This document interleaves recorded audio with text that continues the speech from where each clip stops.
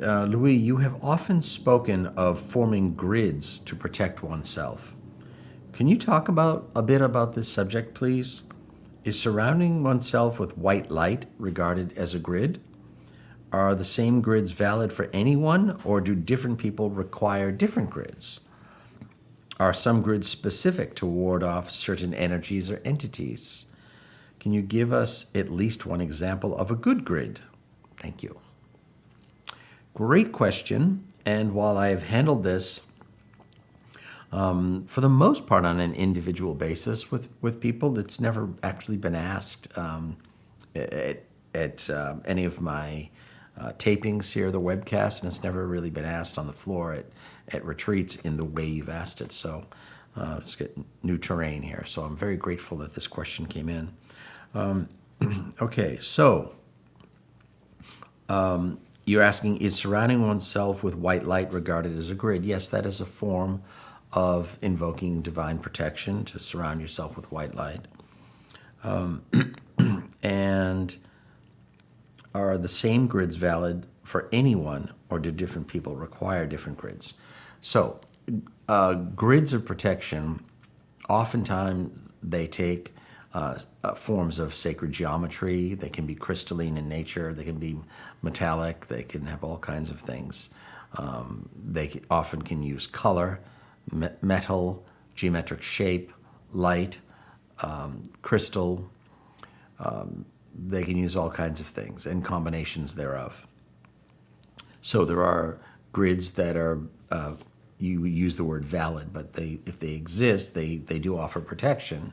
At the same time, there are specific ones for specific people, and for those specific people at specific times that sometimes need to change from time to time.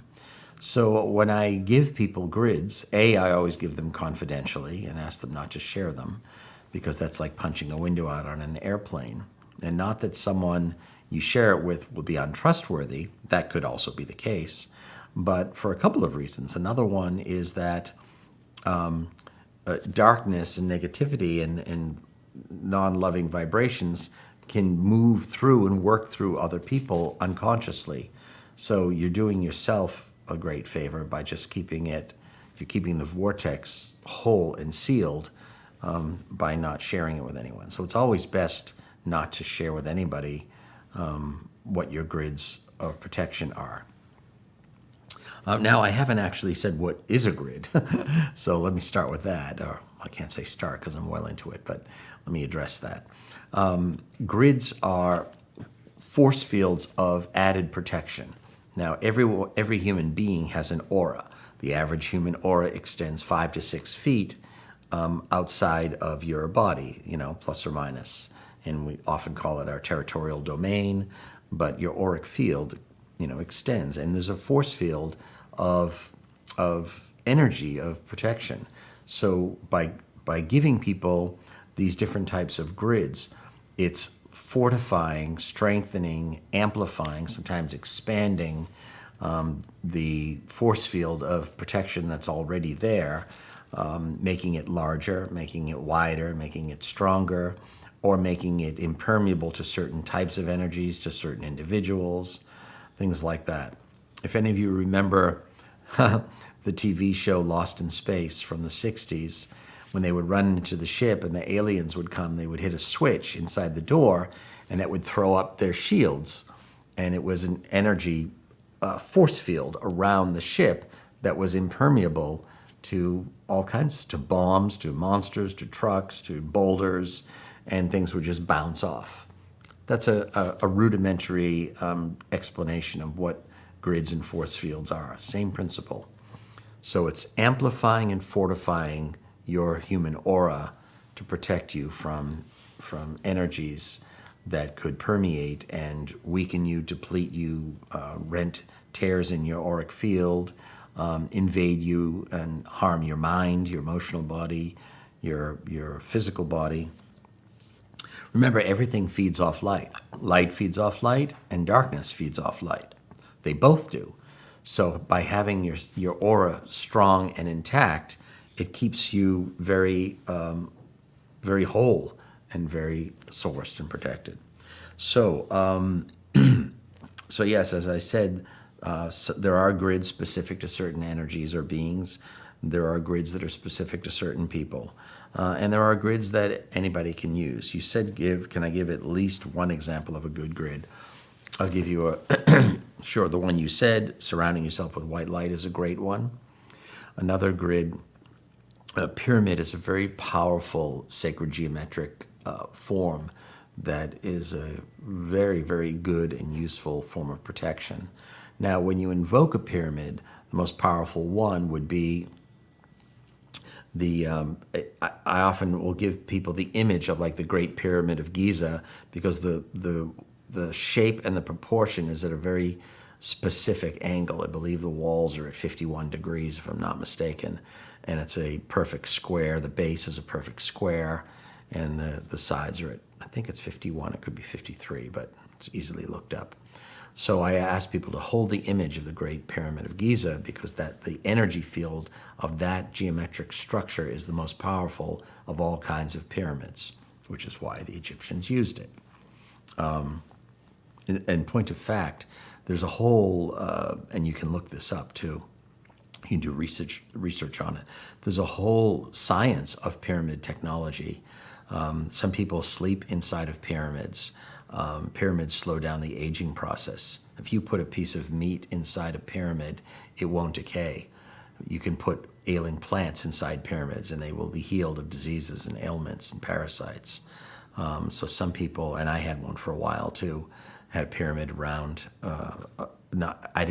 Wasn't able to fit one around my bed, but some people build them around their bed, and it does very much slow the aging process. So that just shows you the type of protection and energy that's in them, and that's why some of the pharaohs they have excavated out of the pyramids still have skin and flesh on them, and they're 3,000 and 4,000 years old. Same principle. So using the pyramid, and again, they can be made out of different things. They can be have all kinds of different qualities.